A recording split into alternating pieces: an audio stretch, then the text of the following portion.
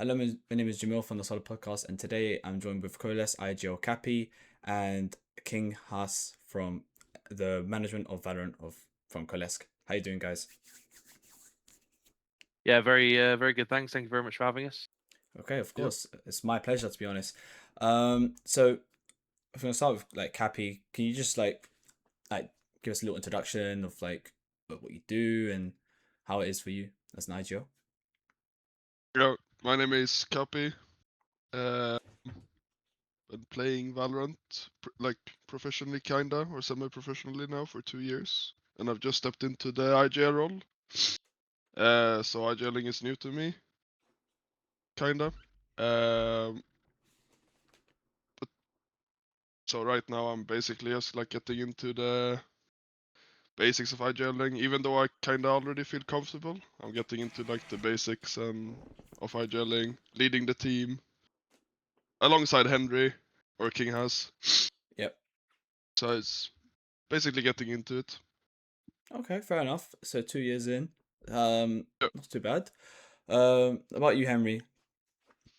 So yeah, I'm kingHas. I'm the head of Valorant Team CLS. And I've been in esports for about 11 years now. Or dare I say, across multiple games, CS, a little bit of Overwatch, and Valorant most recently. Okay. I was like a pretty crap CS player, to be honest. But I have been a professional and semi-professional Valorant player ever since the kind of the beta of the game came out, all the way back when. Um, Recently transitioned into like a staff, more of a staff-focused role. Been doing a bit of coaching here and there, and most recently, obviously, stepping into the management role here at CLS. Okay, that sounds great. How you said you've been in? Also a question for Henry. You've been in like different esports like Overwatch and CS. How long you been in like Valorant specifically so far? Like for as Oh, in the staff role. literally the day after the beta came out, I got my key, and then I haven't looked back since. Oh, okay. So it's that's like 5 years, right? Yeah, if not longer. Yeah. Yeah. That's crazy. That's incredible. That's a question for you both. What do you think is like the current like state of the like the ecosystem, the esports ecosystem specifically in the UK? I'll let you take that first, Cap, if you want.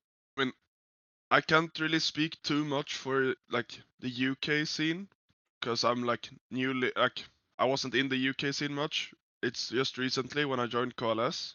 So I don't really know too much about the UK scene itself, but I can tell you like CLS is doing a great job, Okay. like especially for us players. Like we get to experience it all, and I feel like not many other orgs will do the same. So that's the like only thing I can tell you about the ecosystem. Fair enough. Fair enough. What about you, Henry?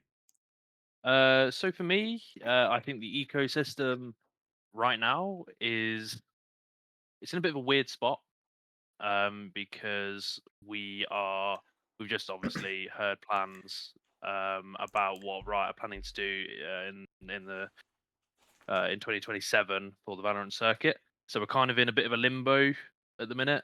Right. 8 months of doing not really a lot.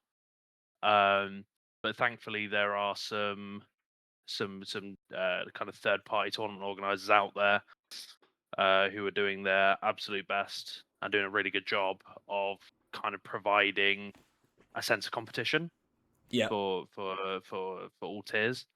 Yeah. Um, I think people kind of like flame it a lot, but I think Premier is also a good thing.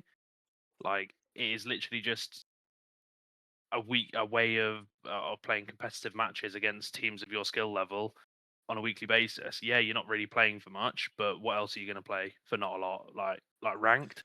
Like Yeah. I there's it's not totally agree with you it's on that not one. it's not competitive. Like there's win traders, cheaters all at the gaff. Like yeah, That, um, I yeah. I think it's not in a terrible spot, but people like to complain for complaining's sake. So I think things Yeah. I think things will be better come 2027, but I mean, we just got to get more information about what's going to happen. I totally agree with you. A lot of people do just complain for the sake of complaining, like, oh, like, and I think it's kind of like a, I don't know, I don't want to say too much because I don't know who am I to say, but I think it's kind of like an ego thing, sort of thing. Like, oh, Premier's like kind of beneath me. Premier's like pointless. What are you doing it for? You're doing it for a title and a gun buddy.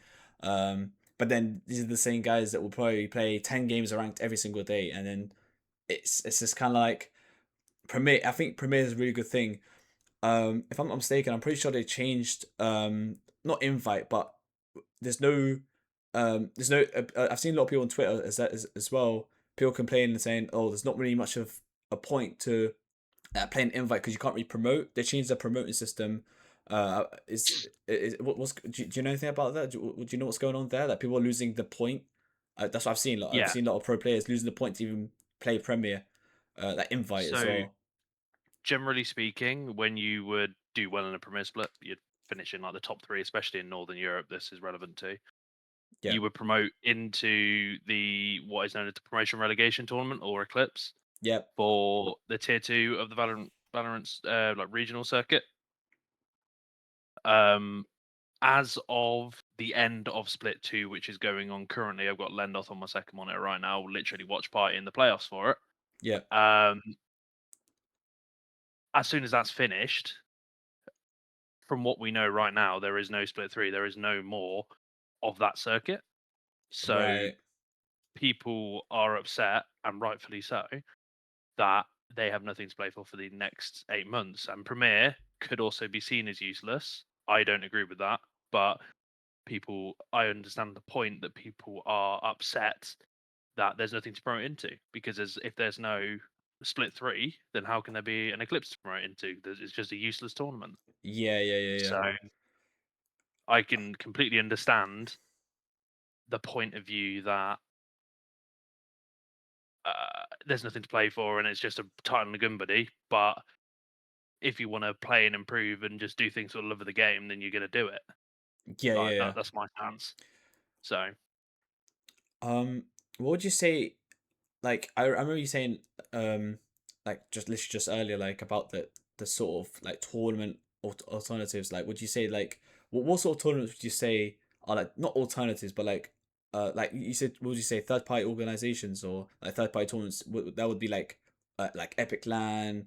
Would you say Epic Land, EVC, um, VUKC, or would you say those three are good alternatives or like good things like to like obviously I'm pretty sure Collects they played in the knockout tournament if I'm not mistaken no, recently. we dodged it.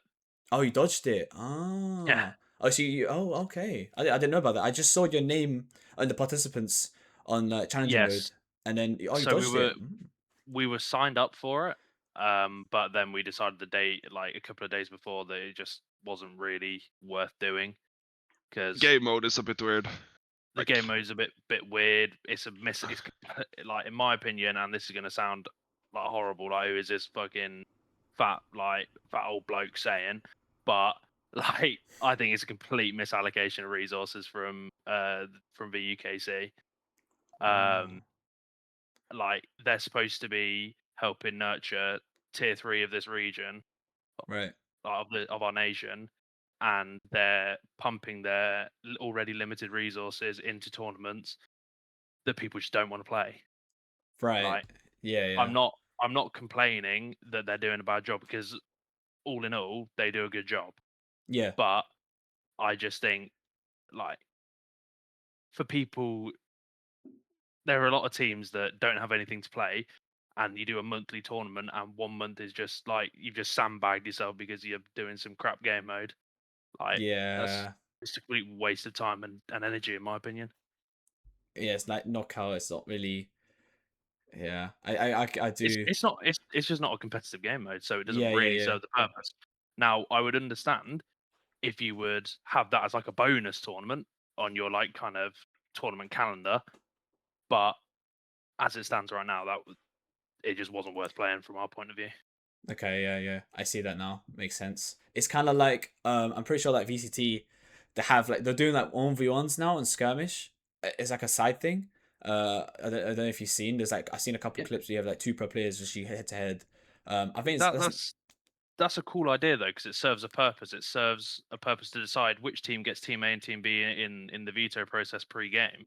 yeah, This And it's knockout tournament yeah, was just a standalone, yeah, kind of tournament, which was just essentially just like hoping people would enjoy the new game mode, which I get and I appreciate, but I don't know, it just didn't really fit in with what how I perceived the tournament organizer to exist. You know what I mean, to yeah. be. I understand that. Totally understand it. Um, so what would you say like what about like EVC then? Do you regularly like enter like not I wouldn't say regular, but if you have time, is that like is EVC a thing you can always rely on, always go back to say yeah, let's just play EVC. I think it's a high price pool as well. I think it's like was it a couple grand? I'm pretty sure. I'm not. I don't know the exact figure, but it's like a decent prize pool. What is it for? Like, is it for exposure? Is it for prize pool? Is it just for like practice for you, or like what do you look for like in the EVC or when you compete in EVC, for instance, if you was to? LS, do you want to take this one? like for a player perspective, it's like pretty good coverage since the like finals and stuff or like upper bracket is on VLR, Yeah, and also like considering that's the real only thing you can play right now during this like limbo season kinda, it's pretty good. I would like to play like every EVC I can play. It's a oh, good way to like get some winnings and also like get your name out there, both as a team and as an individual. So yeah, I really appreciate EVC. They could do Yeah, some work on their format, but like they're doing good yeah. in All in all, the grand they're scheme. doing a Yeah, really good job. Really yeah, good job. I mean, yeah, I like seeing the teams in EVC, and it's just like group after group is just stacked, like with yeah. like it's just like some great games, you know, like a lot of great teams, and it's just like I've actually played EVC myself, like with a couple friends. We just got absolute death group, just seeing top teams is oh, flipping. I was just there, but it's still a lot of fun. Because like competing with your friends, it's not just about like winning and it regardless for me like if we win or lose it's just kind of fun. That's what's like all about. As well, it's great fun. Like I've been to like Epic Land as well. It's not just like even if you lose, it's not a big deal. That's what I like is about the immersion they give. Very immersive event like Epic Land and EVC as well, as much as EVC is just online, but Epic Land as well is like obviously IRL. um Immersion's a big thing for me, I would say. Yeah, I was gonna say also this is kind of like a question for both of you, but like what sort of like plans do you have in the future upcoming, like obviously as a player, as like a like head of Valorant, like what sort of like plans you have upcoming, would you say, if you can share? In my head LS? right now, it's just like becoming as good as I can before like everything starts rolling again. That's like the plan right now. Like getting a good team, getting comfortable with each other, and like grinding, because it's like it's a grind time right now. Those who grind now will like they will come forwards when everything's like back on again. Okay. That's Okay. how I see it. So it's like it's grind season right now. Grinds, just full grind, full like what, max out range, max out DM, just full. Yeah. Like everything scrims. Like Yeah. we still do like a lot of scrims. We probably scrim the most out of the now tier 3 teams, I would say. Scrim a lot. But also like I'm doing all the aim training. I'm doing DMs, playing ranked, odd reviews, like all. We're just grinding now to be good when it matters later. Yeah. Yeah. What will be for you? Like, what sort of plans do you have, Henry? So for CLS, I take a more obviously broad view on how I want the Valorant division of CLS to look like, which is why we're currently still in a trial process to be building our academy team. Ah. Um, yeah, we're adding a third branch to the division, and we're really looking forward to seeing how that goes. They're already doing fairly well in Premier. All the guys seem really up for it, and it seems to have been a fairly positive experience so far. Okay. Yeah, no, really looking forward to the future of the academy. Okay. Yeah, that sounds like I seen a lot of teams making like academies. I see you got your GC team as well. Yeah. Um, how yeah, I would assume they're doing. How do you think they're doing like performance wise? What would you say? Like, what's your like evaluation on their performance so far? So in the most recent Cash Cup, they did well. They got out of their group, which is obviously a very difficult thing to do in GC. Okay. As the competition's tough in Tier 3 for sure. Yeah. But yeah, the Roses did really well to get out of their group, and they gave a really good account for themselves in playoffs. So I think they're probably a little disappointed that they didn't go further, Yeah. which as somebody who's been in that position many times, I can completely understand. But I'm still proud of them regardless. I think they did gave a decent account of themselves to get out of a tough group and do a good job. Shout out Roses. Yeah, fair play. Well said. Well said. To be honest. Um, the so it's a question for Kappi. Um, there's been obviously how do you like adapt to because they're adding there's like for instance mix for instance it's a completely new status effect. Well, not I wouldn't say completely new, but obviously I want your opinion on it. So like, do you think the meta, like the variant meta, is changing every single act or every single update? Because every single update they're changing like something about the game. Like they changed like more or less like a lot of things. How's that affected you as a player? Mm, like I would say they don't. How do I explain it? The meta they're changing is only the meta comps.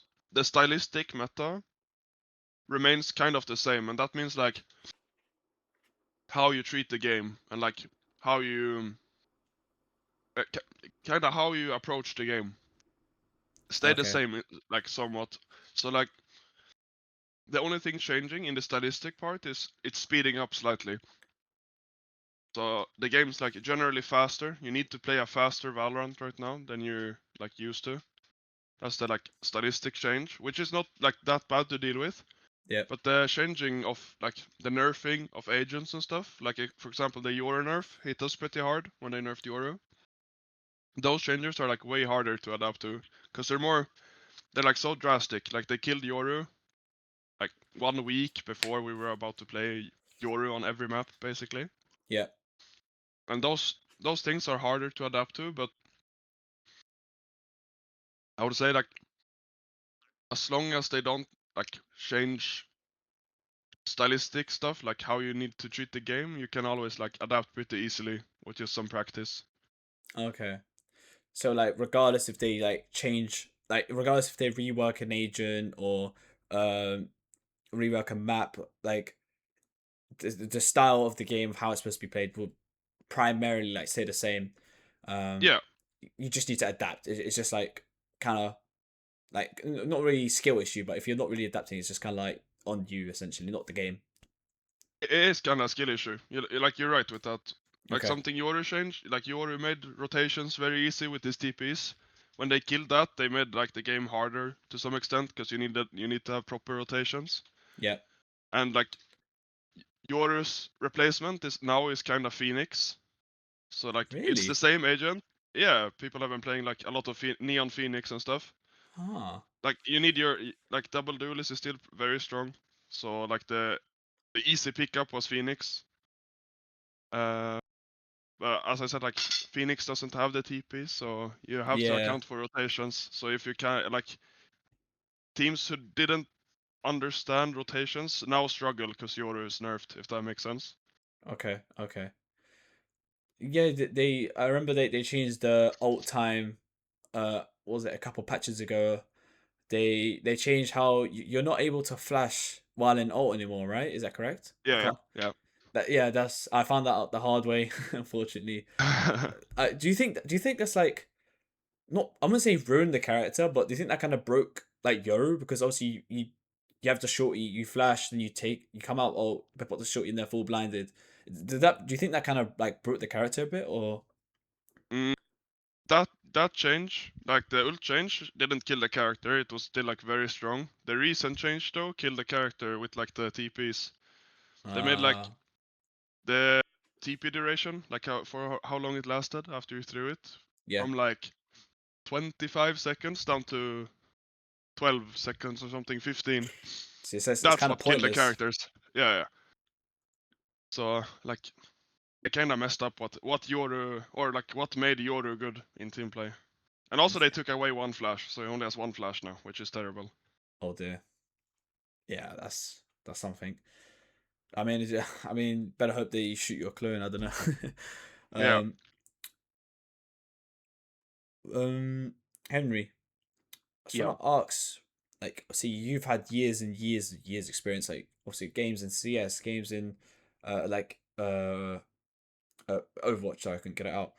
Um, what would you say is like the best way to like network with, like, what is the best way to like network with these sort of people within like, because you win across different titles. So I think you're the best person to ask. You Yeah. have years experience. What do you think is the best way to network with new people? If we're talking kind of all encompassing, there's nothing that beats like an in-person event, like a LAN. So I just want to give a massive shout out to Epic LAN.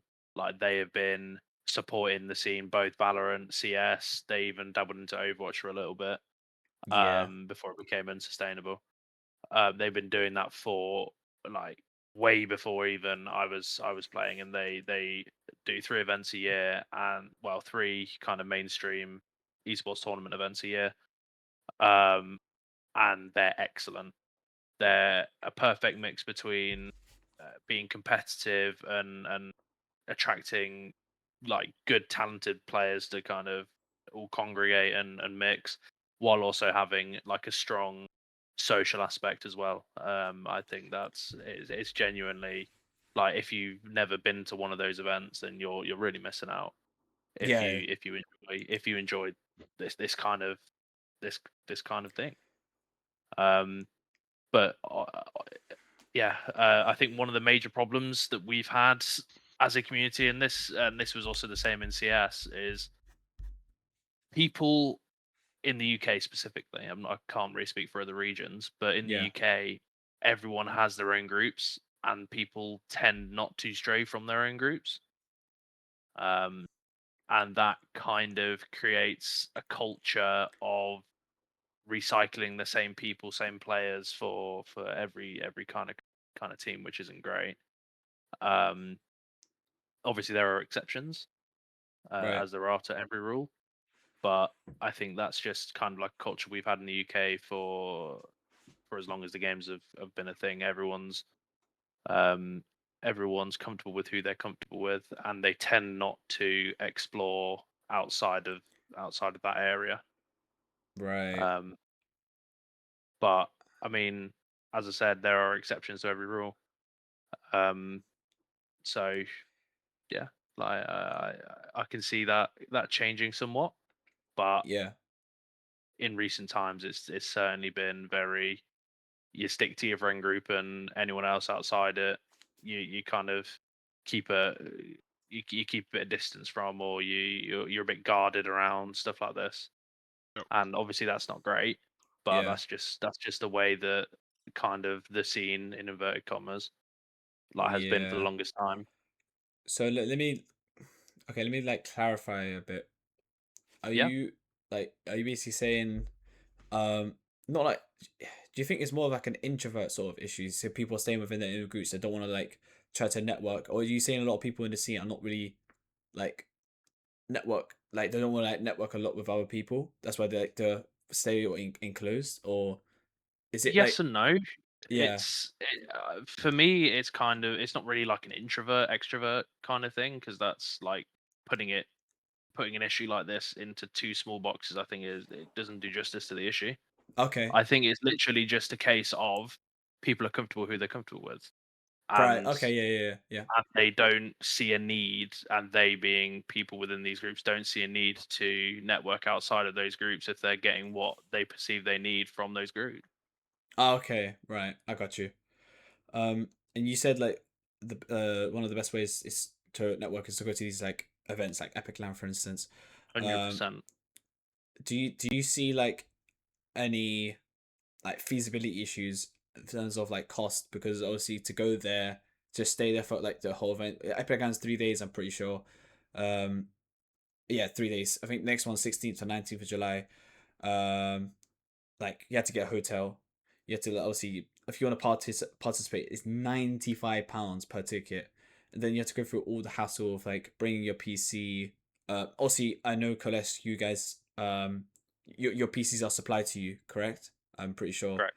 But obviously for other people, like obviously it is a BYOC event. Don't get me wrong. But do you not see like, oh, there's a bit of like a feasibility issue? Obviously because people are spending 200, £300, and maybe not a lot of people have that, and people, yeah, Yeah. you see what I'm No, saying? I completely get it. And yeah, it's sad that there's quite a stiff barrier to entry Right. for these kind of events. But I also, having been to university to study business and economics, I understand from the business perspective that costs are going up because of things that are outside of the control of the business. They're not just putting up the prices just for a laugh Yeah, yeah, or yeah, yeah. just to increase their profit margins. They're doing it because they have genuine reasons. Like so, Epic Land have been robbed multiple times. They're based like up in the kind of like the northwest, I think, of England. And they've literally had equipment stolen from their vans, which is obviously not great, and that all has to be replaced, Oh, which reflects on the pricing of everything. I didn't Now, know this I'm actually. not trying to be an apologist or be like, oh, like trying to justify these hikes in prices, because obviously it's not great for anyone. It's not great for them. It's not great for the consumer. But Yeah, I don't want to be that guy, but it's like having to pay for these kind of things. If you didn't have to pay for these kind of things and it was free for everyone, then there wouldn't be a company. There wouldn't be these events just wouldn't happen. yeah, So there's got to be some kind of some you'd have to pay something. But yeah, I agree. It's getting a bit much for the kind of like the average consumer, especially considering the age of people who are kind of in the Valorant community is a lot lower than that of Counter Strike, which is why we see a lot more Counter Strike teams than Valorant teams. yeah. But um, yeah, like I get it, but it doesn't mean it's right. Right. Um, this is kind of a like question for both of you. But like obviously Kales posted on Twitter like maybe about 2 weeks now, I think, roughly. That Coalesce want to focus on more content. They want to try delve into more content. I'm not sure that Omni said he posted it on Twitter saying he wants to Yeah, like focus on more content. Um so do you think events like Epic Land should focus on more content so they can have more exposure? And if obviously it's more exposure, they can make more money.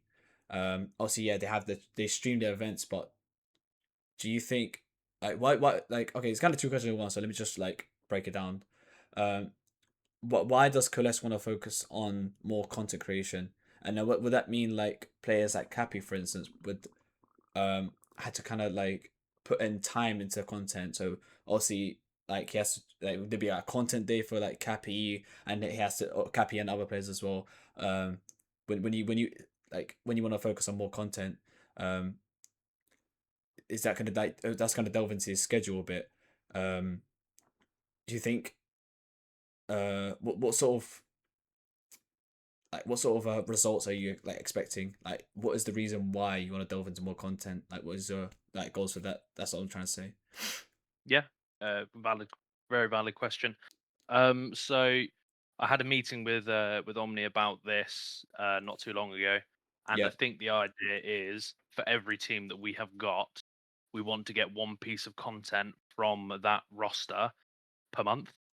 So all in all, it's not going to be a massive drain on time or resources. Yeah. If you look at the month as a whole, there might be, it might take.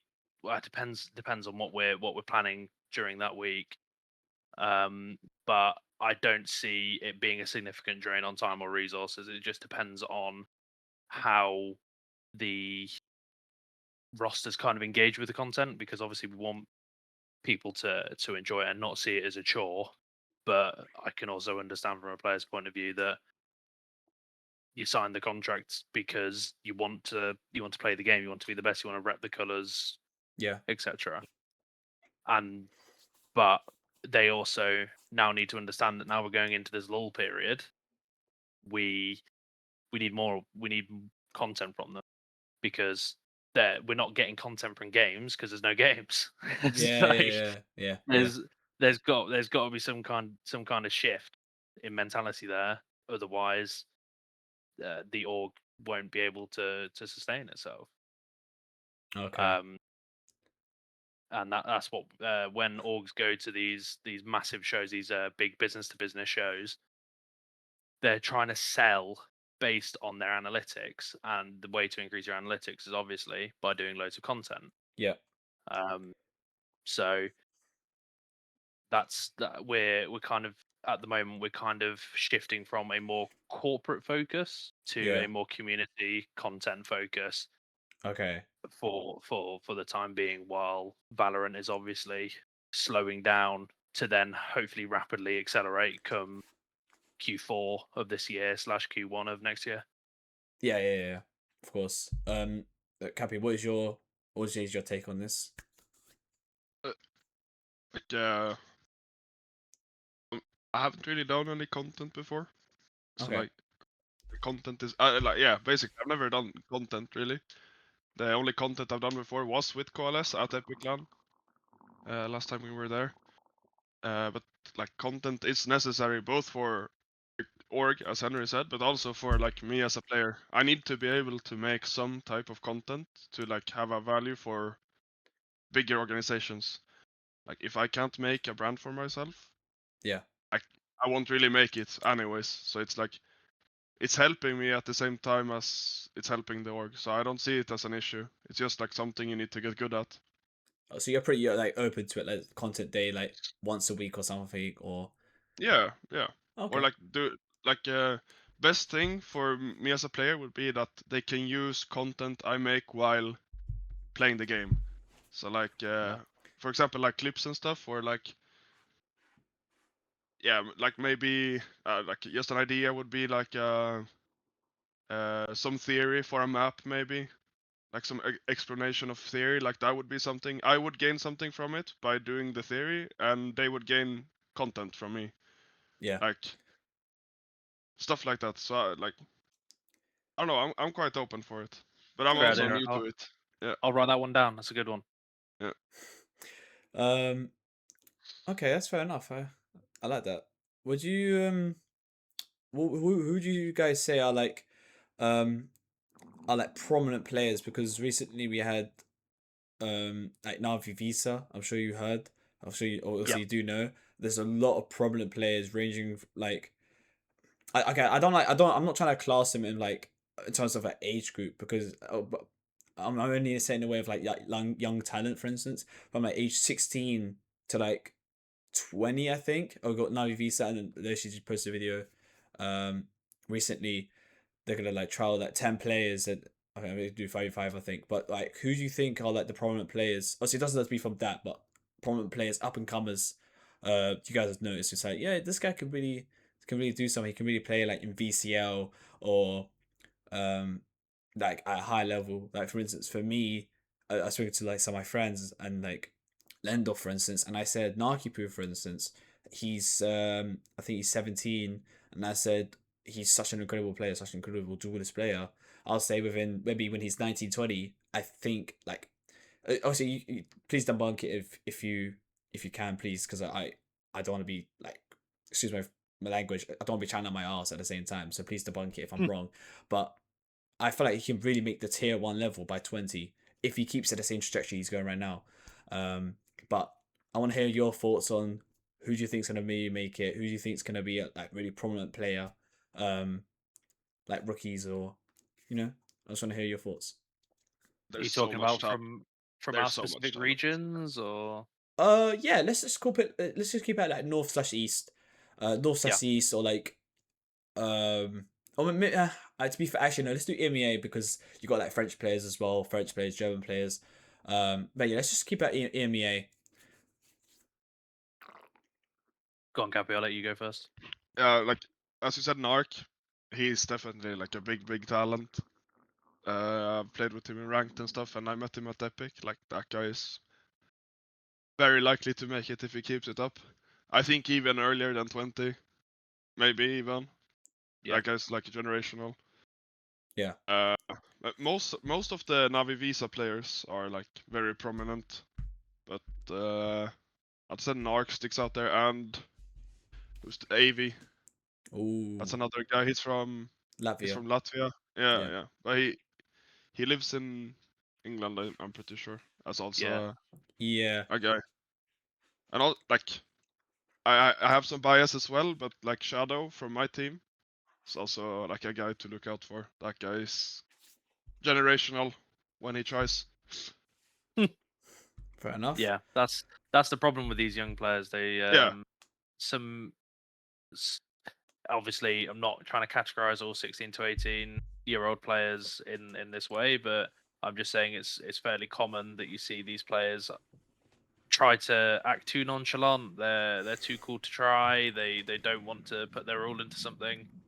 But I would say, as Kappi said, he's kind of Narc and AV as well. He's very good for this.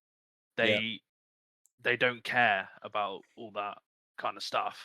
They just wanna try, and they wanna do their best, and they wanna win. Like these guys are natural born winners.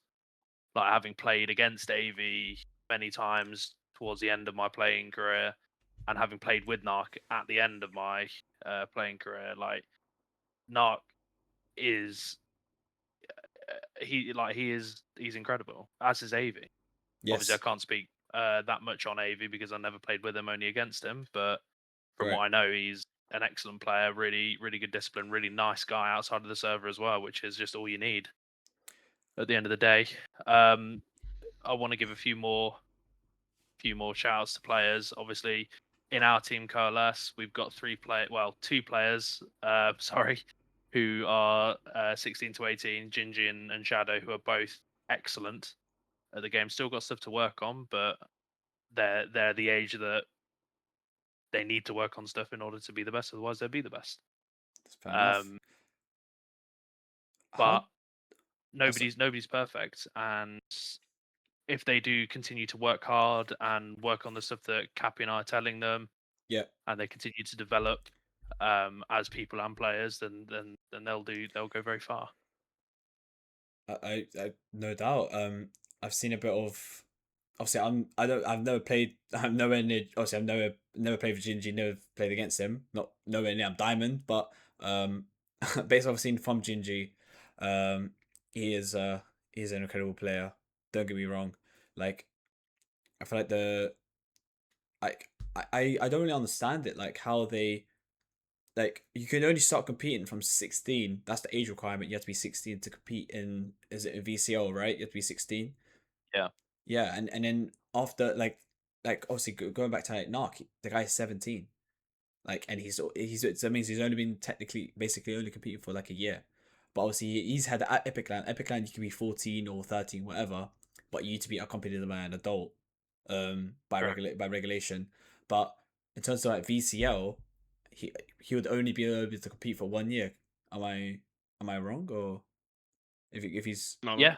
No, you're right. you're not wrong. You're not Yeah. wrong. yeah, that's what I'm saying. Like he like obviously it's not just saying that you got like Gingy, you got Naki, you got AV. These players, like I always say this to my friends, like, yo, what do they feed these guys, bro? Like like I don't understand. Like even within like the space of only a year, they've done so much. But I need that's what I need to understand. like I want to ask you guys, what is the grassroots of like esports or Valorant? Because for me, for instance, I can tell you about traditional sports, but it's not the same as traditional sports. Esports is not the same as traditional sports in terms of like the grassroots.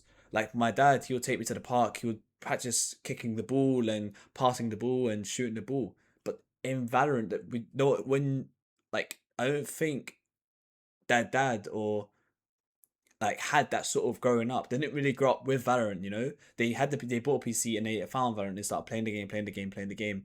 But do you think the grassroots need to change for Valorant or esports in general for CS for Valorant because it's not really being taught to them.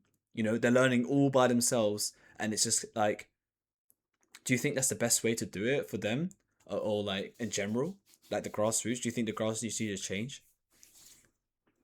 It's a good question.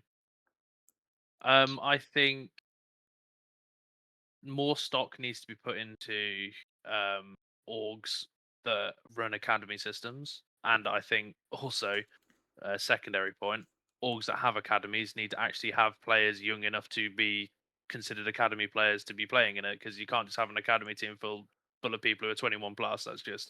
That's not an academy team. That's a Yeah, B yeah, team. yeah, yeah, yeah. That's right. Like, Yeah, yeah. um, Yeah, 100%. so with our academy, we're making sure we have at least 2 players who are in that age category, who the team is kind of built around, so they learn from more experienced guys, as well as, well, while trying to improve and grow at their own rate. I think, like in traditional sports, academies are extremely important because, yeah, you might look at the MLS in America, Major League Soccer. They, before David Beckham was involved, they had no academies, so they just had to rely on collegiate players who were just obviously not great, Mm, and then like people in their mid to late 30s coming from the European divisions, and paying them a ridiculous salary. yeah, Like, there was no kind of like traditional feeder system for them. Like, I think with Valorant and CS specifically, I think CS is better at it than Valorant because obviously they've got a more open circuit.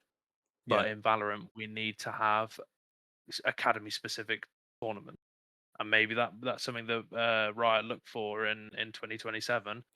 But as of right now, there is no real point to having an academy, because unless you're obviously like a tier 1 org and you've got more money to burn and you want to secure the best talent so you can either sell them for a profit or that you can bring them into your main team in the future. yeah, yeah. Um, but there's got to be more support, be it tournaments, be it whatever, for academy teams.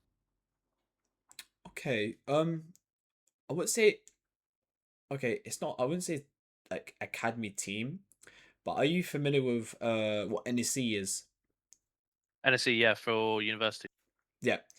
Do you think they need to start really supporting like NSC, like Riot or CS, or, like obviously because they do Rocket League, Valorant, CS, Overwatch, but like okay, let's just keep it to like Valorant, CS for now. But do you think they need to start supporting these uni leagues, not just in okay, also not just in the UK but in other like countries, like other like governing bodies for like university whatever it is, but let's say that just UK for now. Do you think like Valve and Riot need to support these leagues because like it's not like the start. Obviously you got British esports as well, that's in college.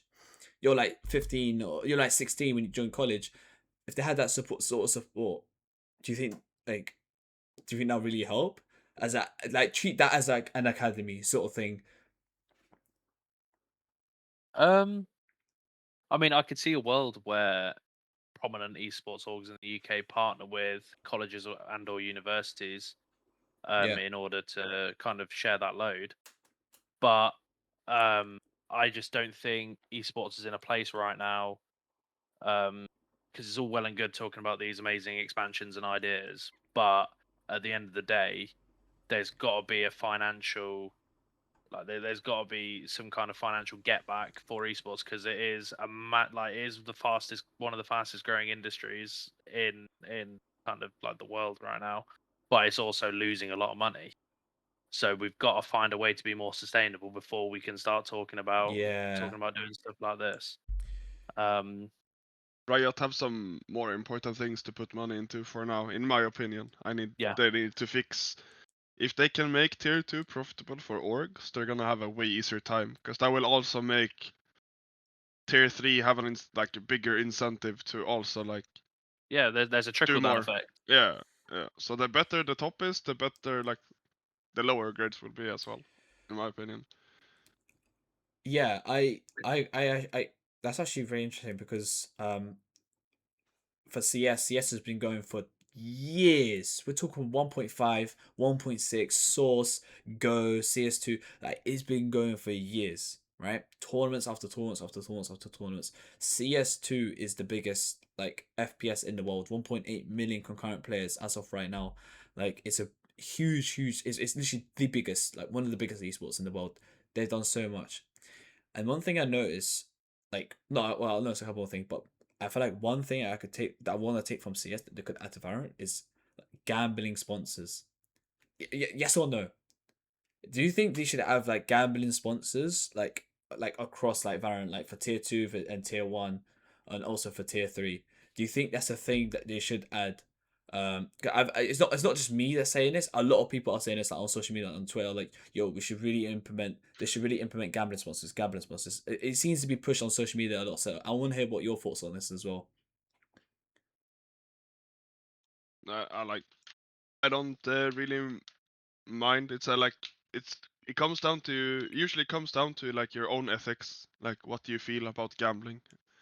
That's usually what it comes down to. But like I don't really have an opinion. The money would be good for the scene, but like I can also see where people think it's unethical to promote gambling because it ruins lives and all that. So I'm a bit in between. I don't really mind. Okay. Could you? Um, Oh, sorry. Go on. Yeah. sorry, I'm kind of in a similar boat. Um, obviously, gambling. Not a hot take to say that gambling's not great. It's a bad thing, right? I don't know. It's gambling sponsors are a weird one because as Kappi says, it's an ethical minefield. Yeah. When we start going like walking that line, we're walking the lines of should alcohol sponsors be a thing? Should tobacco Yeah. sponsors be a thing? Um, like it's uh, when we start allowing gambling, where's the line at that point? Yeah. Yeah. Yeah. Because Valorant specifically, the reason it's tough for Valorant is because it is a game that is marketed to and played by young adults and children, Yep.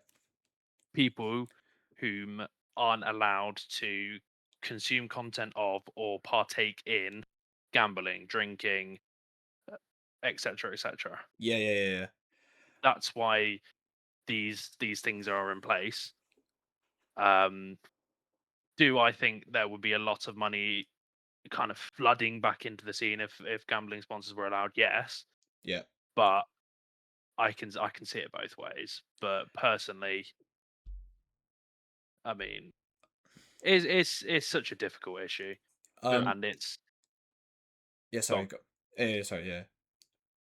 Um. The line. That was very interesting what you said, like the line between, like you said, also if you allow gambling, you allow drinking and whatnot. But the way I agree with you, like I'll say like 95%. The point five, with the point five would be like it's not exactly the same, but I guess you can kind of say like, well, at every Riot esports event, like Masters, VCT Paris, whatever it is, they always like this is like Riot decide if there's gonna be alcohol there. People been buying alcohol at like these Valorant events, you know. Um, anyone obviously you do need to be off age. Don't get me wrong, but like there, obviously here you have to be 18, correct? Like in the UK to drink, yeah, to Yep. purchase alcohol. In other countries, it might be a Well, bit different. No. no, not necessarily. Oh, okay. So how's it? You're allowed to drink from a very young age in a private institution. Like if you're at home, you're allowed to drink. It's your parents' decision after a certain age.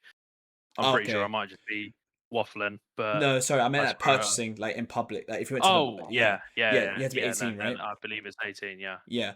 In other countries, that may be that's gonna be different, you know. So when you have VCT wherever, like in one country it might be this, in one country it might be that.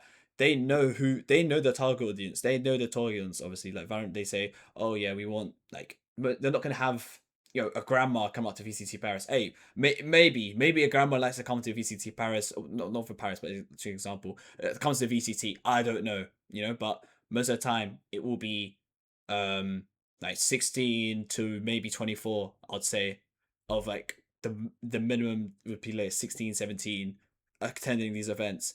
There's alcohol there, there's alcohol there for them to buy, but then that's kind of it's not exactly like, I won't say LC is not a like alcohol brand or sponsor, or I said like gambling brands, but yeah, that's if you see where I'm coming from. Is this kind of like they allow you to buy alcohol and whatnot. They put it out there. Yeah, we have Guinness or whatnot. But gambling is like a big no, if you know what I mean. Um, Well, I mean, I understand what you're saying, but it's not like they're going to be like, if they let X like casino, like online casino sponsor an event, they're not going to like open up like slot machines at events. Like it's kind of different in that yeah, kind of sense. But yeah, it's just a very it's just a very difficult issue, right? yeah, And I agree. Like in America, for example, the drinking age is 21. yeah, Like it would, for an international event, it would be, again, it's a bit of a minefield. Like, for example, like if we got take Masters London, for example, you got American tourists coming in for that event, and they're 19 years old, and they're in their country they're not allowed to, but in our country they are allowed to. So what is it? They're a resident of X, but they've come to Y. Are they allowed to partake in such activities? I don't know. That's for someone yeah. far more intelligent than myself to determine. Um, but I don't know. It's difficult, very Okay. difficult. So what would you say? Like, if it let's complete, like, let's move on from like gambling sponsors or whatnot. If it's good, or if it's healthy or unhealthy, what would you say would be healthy for everyone to really like pump up those numbers, like for revenue, like for tier 1 and tier 2? What do you think's lacking? That's my question. Henry. What's lacking to make Valorant profit, or esports in To general, make it more, profitable? yeah, more profitable, yeah. What do you think they can really change to like really like push it up there a bit more? Is it, would you say TV The rights or the easy well, yes and no with TV rights. Like you can sell TV rights to, but who's going to buy them? Like there's the infrastructure's not there. The easy answer is infrastructure, okay? but um, yeah, the easy answer is infrastructure. Like I know, I think in League of Legends they tried to get it broadcasted on like traditional cable television, Yeah, and it just didn't work because the average consumer isn't interested in watching like League of esports. Legends, like a regular season game between bloody Echo Fox and like whomever, like Yeah, yeah, bot yeah, team number 16. yeah, yeah, Like yeah. they're just not interested. Like esports is still niche. Like, but we need to find a better way of monetizing a niche but growing audience. So yeah, like Yeah. I don't have an answer because No, no, you like you you crushed there it. Like, are that's a great answer. there Don't get me wrong. there there are people who have invested millions and millions and millions of dollars into these scenes who have just lost their money and then just pulled out. Look at complexity with their Counter Strike team. They were going to quote build this juggernaut. They rebranded to the colors of the Dallas Cowboys, a massive NFL franchise, Yeah. and then they were crap, absolutely rubbish. And Oh then dear. and that's not a hot take.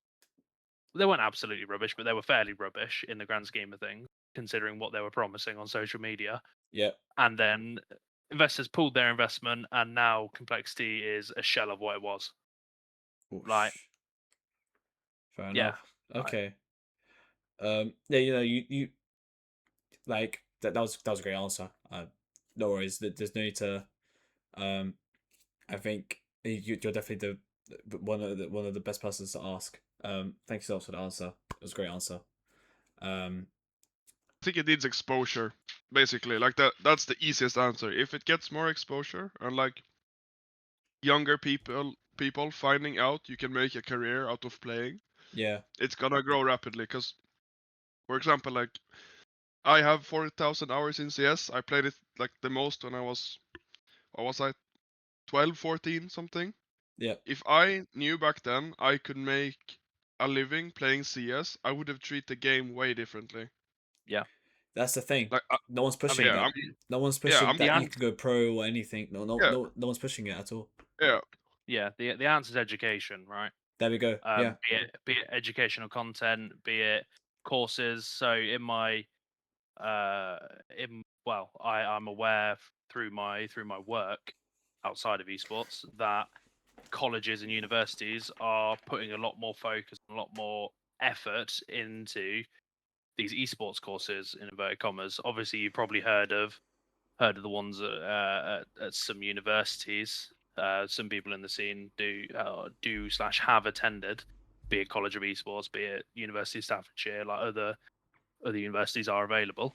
yeah, But now, obviously, you mentioned earlier British esports and the collegiate circuit, or the college circuit rather, because collegiate is American. It's becoming bigger and bigger because we're seeing more colleges adopting esports as a subject area, for better or for worse. yeah, They're adopting it. So I think we're going in the right direction, yeah, but organizations need to just be more careful about when they get big windfalls of cash, not to just blow it all on like an all or nothing play, yeah, and yeah, yeah, yeah. because generally it ends up being nothing. Okay, yeah. Yeah, I totally agree. That's and this all tracks back to like the grassroots of how he'd been brought up. Like Kappi said, like he was 14, he had no like idea he can go pro or anything, and it's just like you kind of just sum it up to like lack of support and not really pushing it or whatnot. Um, but yeah, I totally agree. But I'm gonna say like more like I want to delve into more like Kolesk as well. As a team, more specifically the Valorant team. Also you guys, but like obviously with no disrespect at all, with utmost respect as well. What do you think like? What do you think you guys need to make it to like the tier 1 level to get franchising from from like Valorant? What sort of like plans? Obviously, I kind of asked you plans earlier, or whatnot. But what is like sort of like what are your sort of plans to make it to that tier 1 level? Obviously, Kappi said earlier like more practice. Obviously, he said if there's 8 months space, more practice, more DMs, and whatnot. Like scrims. Is there anything else you could probably add to that, like to make it to that tier 1 level? Do you mean as an org or like as a team? Because As a like team, there's a difference. Okay. like as a Valorant roster, like, as a team. I mean, yeah, there's. Hmm, I don't really know honestly. Like the path to pro is so long. I can't lie. Like you need to like work very hard and have some luck. That's like with sports. It's like traditional sports. You need to work very hard and you need to have some type of luck. Okay. That's like the easy answer. Like we just need to work harder. Okay. Yeah, Uh, people. There are players these days. I touched on it earlier. Who are not allergic to, but think they're above trying too hard or what have you. But that just makes. I've always said this to my players and other players who have asked me for advice. If you're not willing to put in the time and effort it takes to get to the next level, then I guarantee some player in Turkey or Eastern Europe or even like the IBIT region or France, like there is a 16-year-old or a 17-year-old or an 18-year-old there who will outwork you. Mm. And any org worth their salt will take the player who outworks the nonchalant player, 100% Yeah, of the yeah, yeah. time. And there are players who I'm not going to name and shame, who are out there that, well, I mean, I'll be honest, I was one of those players. I didn't Okay. put in any time or effort for better or for worse. At the time I was at university, people have different priorities, but you can't sit there and complain and cry that you never got your opportunity if you didn't genuinely put 100% of your time, effort, and effort into what it is you're trying to do. Like 100%. people who go into traditional sports, they are working from like morning till evening, like trying to hone their skills to become the best from a very young age. Like yeah, like in the UK specifically, we just we're done in by our mentality and our inability or want to grind or get better. Yeah, I've seen like I'm gonna say the same thing you said. I'm not gonna name and shame either, but I've seen people like this.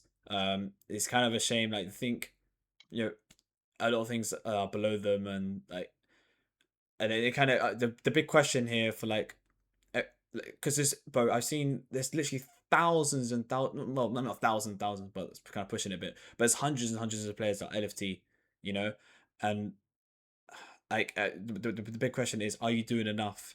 You know, are you Yeah, putting in the hours? Are you really trying? I don't like to delve into this too much because like I'm not pro, or like I'm nowhere near making it pro. I'm literally diamond, like I said. Like I'm literally like a nobody. But the like 16-year-old, 17-year-olds, like if they just knuckle down, someone my dad's always said to me, just knuckle down, pull your socks up, and actually just get your head yeah, straight. You know, get the work done. exactly. Um, I'm telling you, like, obviously I'd have to tell you, but the way I've always seen it is like passion is literally the fuel to going forward. Like passion is so, like, such a big thing. That's for me at least. I'm very passionate of what I do, like for this podcast and like content creation. I enjoy it so much. Um, but I hear a lot of these like players that say, "Oh, I can't be asked. I can't be asked to do this. Oh, I don't want to play rank. I don't want to do this. I don't want to do that." It's just like Yeah, the lack of passion, the lack of dedication. If it's not there, then why are you going NFT? Like that. No disrespect, but Oh no, you're right. that's the You're way I right. I see mean, it.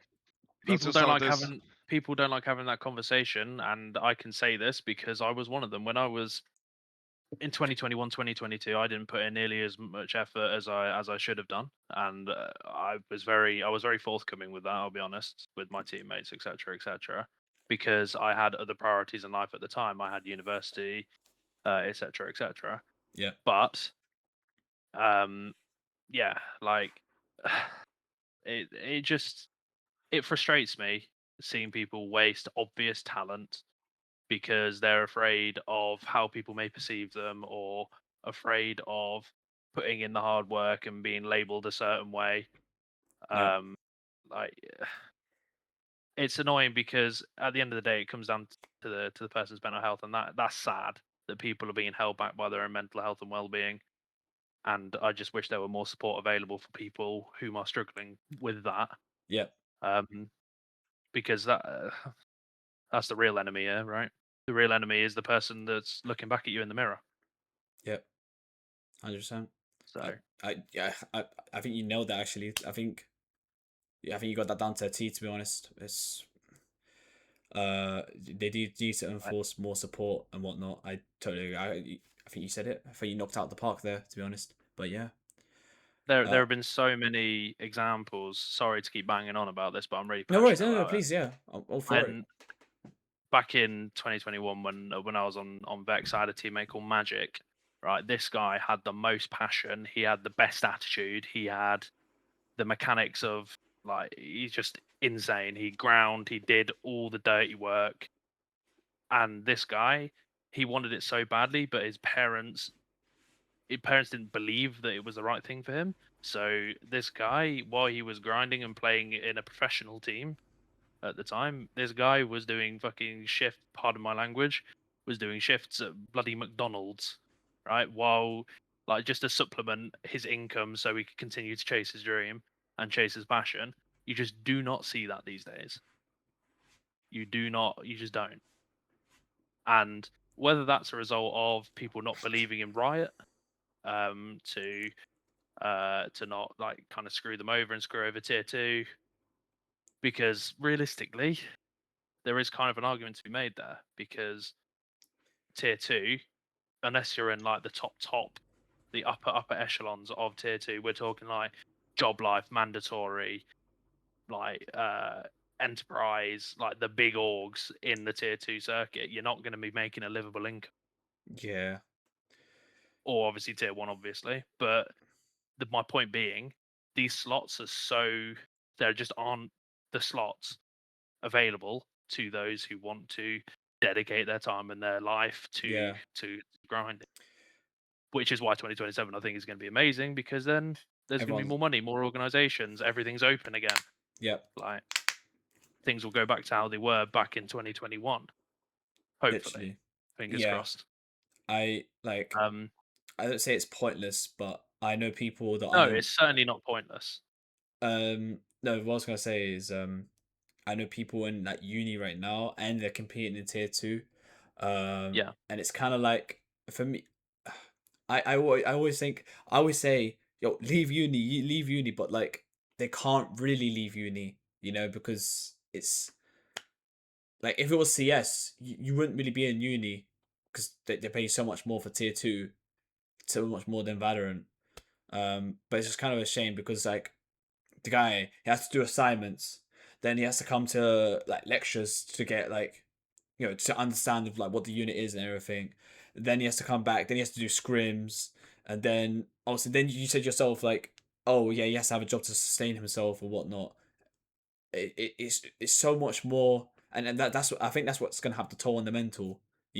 Managing so many different things, so many aspects in your life at uni. Then you got a job. Then you got like scrim, practice, officials, all this. It's just too much. Like I said, it is kind of a shame for the people that do put in so much more effort, but then realistically, they only really get paid from the top organizations.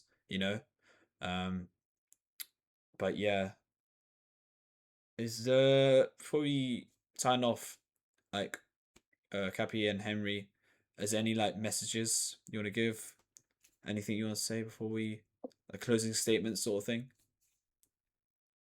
go on, Kappi. Mm,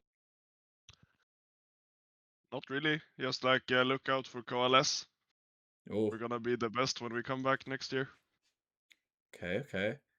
How about you, Henry?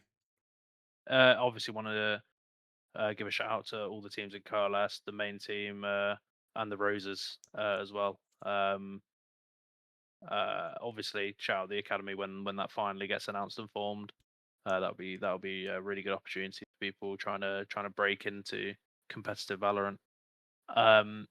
Shout out to the directors at CLS. They're all excellent. It's honestly, the organization feels like a family. It's one of the best places I've ever worked in esports. Shout out Lendoth and Dynamo, the two of the pillars holding this community up. They do an excellent job. Thank you very much for having us on the pod. I Yep. yeah. The pleasure's all mine. Like having you guys on there, like it's like we all this is gonna be like episode 5, and then I would have like people like you, for instance, like obviously like, with like a great IGO. Also we've got a great head of Valorant from CLS as well, and I'm very lucky to have you guys on and give me about an hour of your time, and I really appreciate it. It means a lot, and yeah. No, the pleasure's all ours. We were lucky to be here. Thank you very much for taking the time. No worries, man. Thanks for your time. See ya. Thank you. Bye.